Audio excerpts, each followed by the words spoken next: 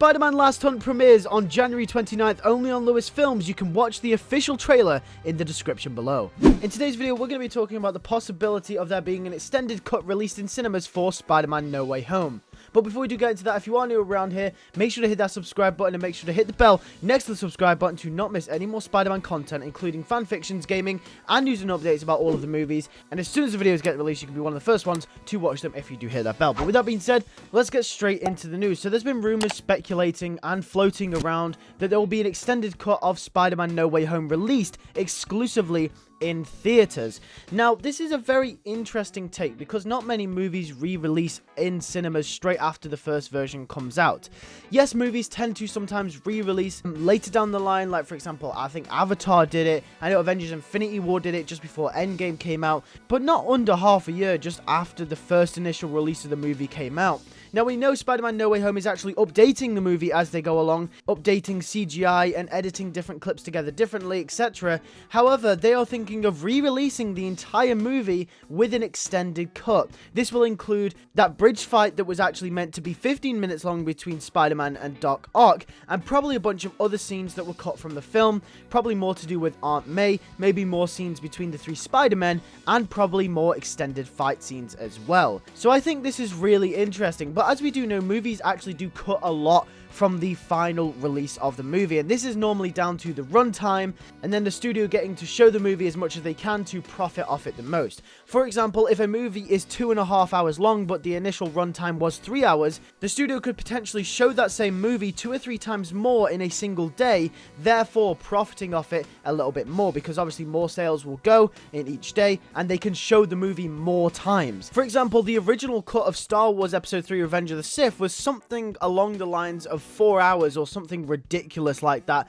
and that is absolutely insane. Imagine going to the movie theaters to watch a 4-hour movie. They'd only be able to show the movie about 3 or 4 times in one day, which would be absolutely ridiculous, and that's not something the studio would want, because they would lose money off that movie, because the movie isn't going to stay in theaters forever, so it's not like it has an unlimited amount of times people are going to see it. So they want everyone to see it as soon as possible, and they want to show it as much as they can in each day to profit off of those sales. So obviously a 4-hour version of a movie is never going to make the final cut just because the studio demands it to be a shorter runtime. So that's why I think it's really weird the fact that they might be re-releasing this as an extended cut, especially just after the original movie came out. However, I can see some truth behind this, because re-releasing a movie isn't actually that uncommon, but it's just the fact that it's so close to the initial release. And plus, Sony knows that people are really excited about this movie, and if an extended cut includes more fight scenes, extra scenes with the 3 Spider-Men, people are going to go back and see it, and I'm definitely one of those people.